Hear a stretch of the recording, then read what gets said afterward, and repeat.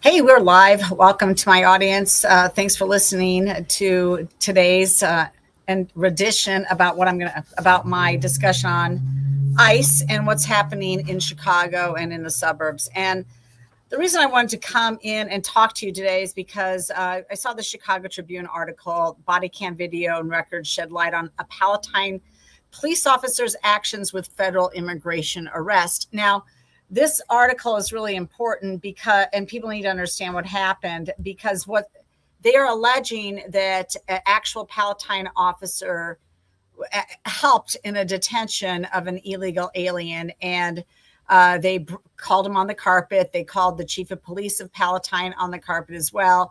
And they said, you can't do that. That's in violation of Illinois sanctuary state law, otherwise known as the Trust Act.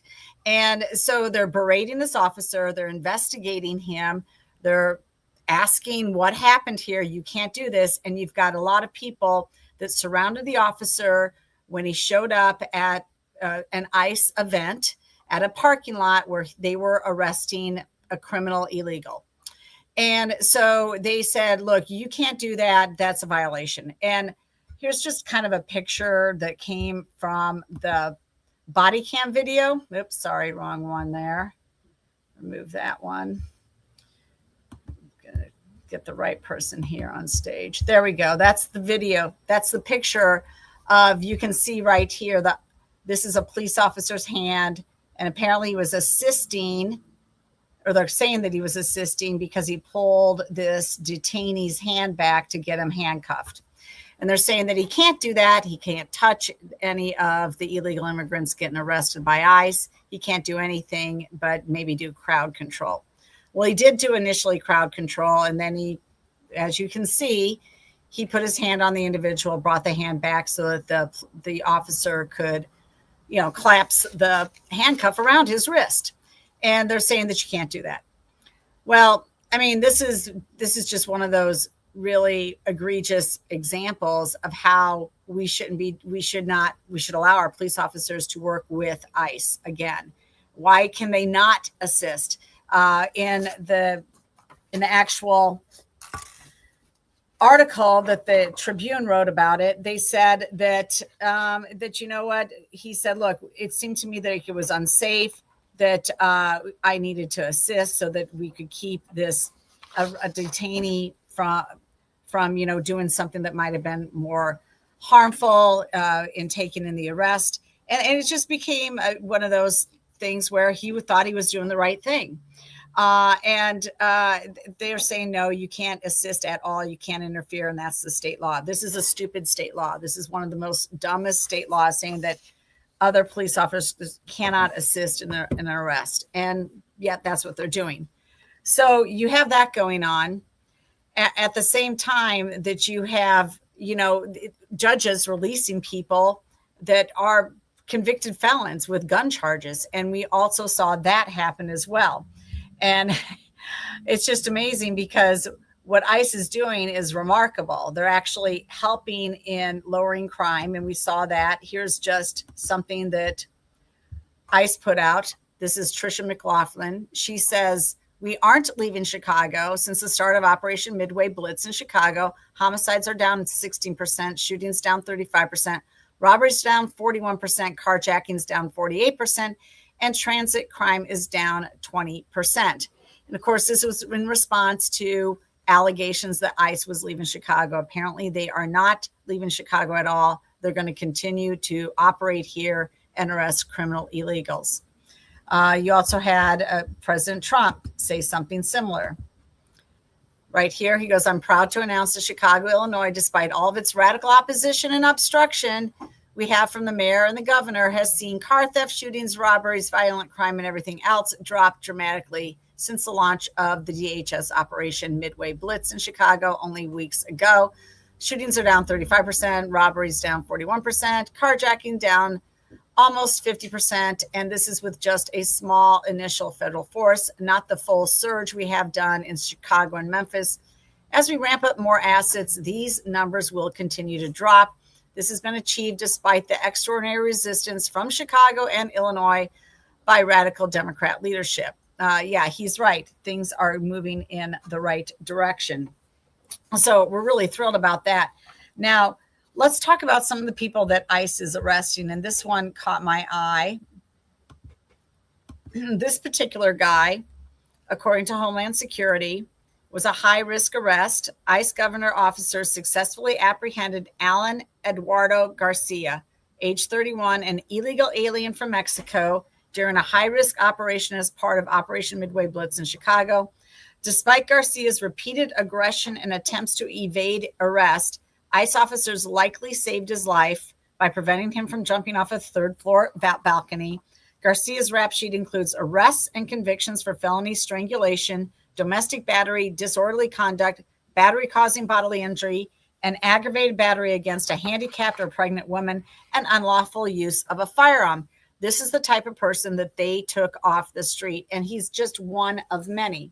Now, it is interesting because in response to this thought that, ICE was going to leave Chicago, DHS did put out, that's Department of Homeland Security, did put out a memo. This was released today, November 12th. Operation Midway Blitz brings historic drop and climb to J.B. Pritzker and Brandon Johnson's Chicago. And of course, it goes through those same numbers that I talked about, but then it also has a number of folks that they actually arrested. Here's one of them. Luis Chavez, a criminal illegal alien from Mexico and a member of the Latin Kings who was previously deported, convicted of burglary, obstruction of justice, 2 counts of aggravated unlawful use of a weapon, 2 DUIs, illegal reentry, and previously arrested for possession of a controlled substance. He's gone.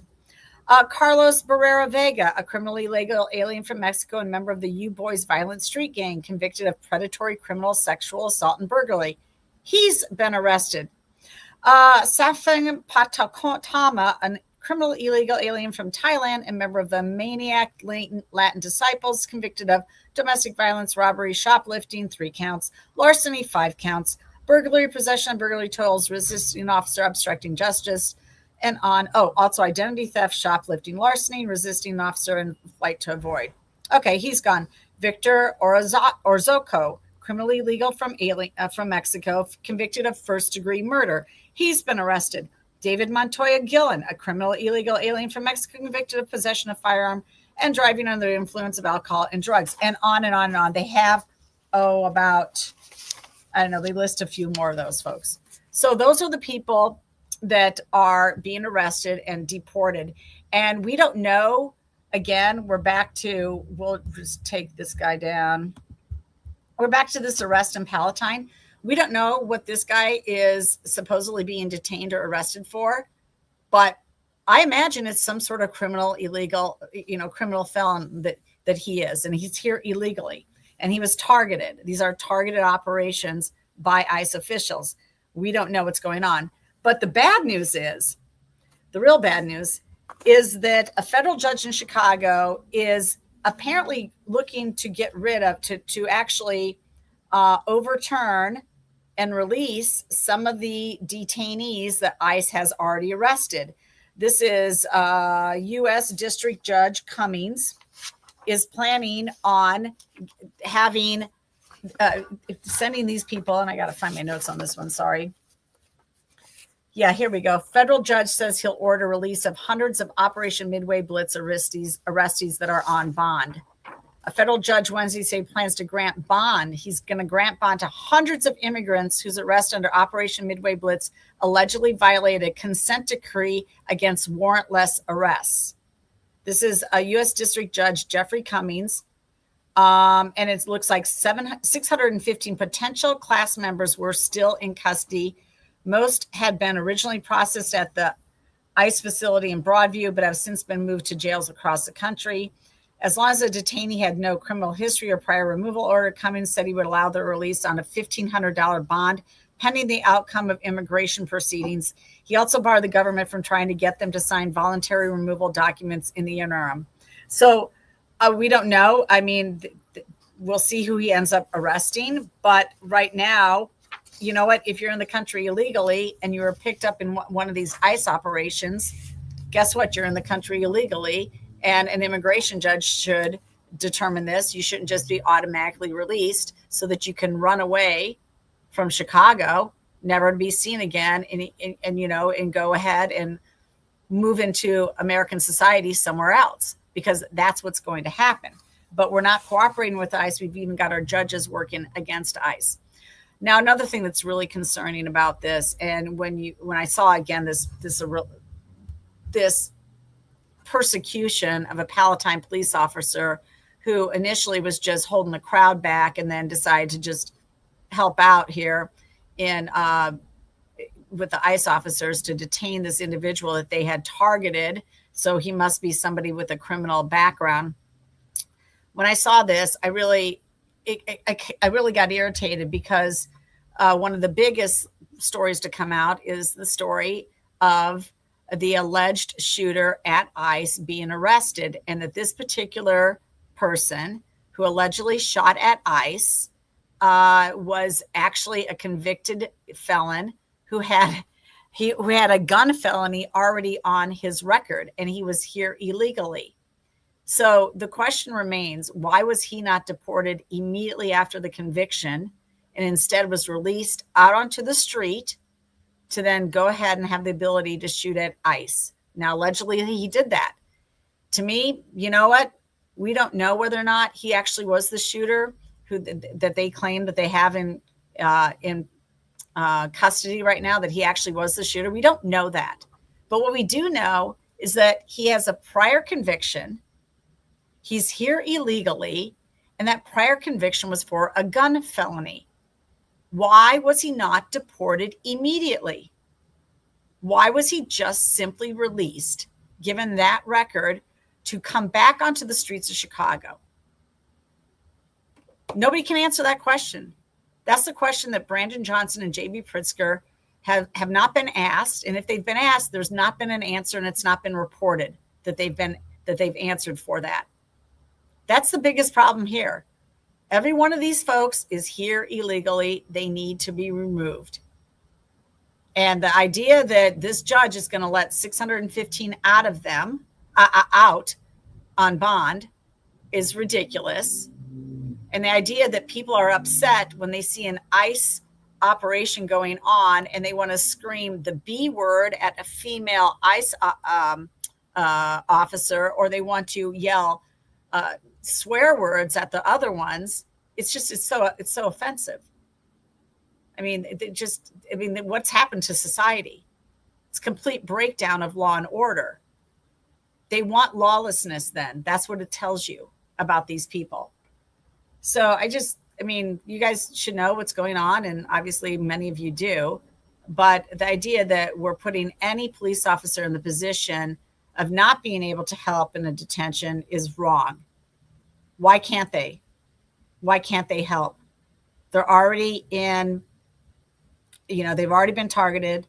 They've already been sort of on their knees. By the way, when you see stuff like this and you see two ICE officers and then a police officer coming in and just pulling his hand behind his back to get the wrist into the handcuff, when you see that happening, guess what's really happening? The guy's resisting arrest. The detainee is resisting arrest. That's what's happening. He's the one making it unsafe. He's the reason that the police officer came in and just, in order to make sure that the detention went fine without any problems, came in and gave a little assistance. But the idea that that is a criminal offense by the police officer because he aided in the detention in violation of the quote unquote Trust Act, the whole Trust Act needs to be thrown out. So lots of questions remain. And I'm glad ICE is going to remain here. I'm glad that they're going to continue to take illegal aliens, especially criminally illegal aliens, out of the system. We need to do that. But we also need Brandon Johnson and J.B. Pritzker to call to account for actions like the man who is a convicted gun felon released only to then allegedly shoot at ICE agents. Where's the accountability there? All right. Lots more to come on this topic and much more. Thanks for joining me on this live stream.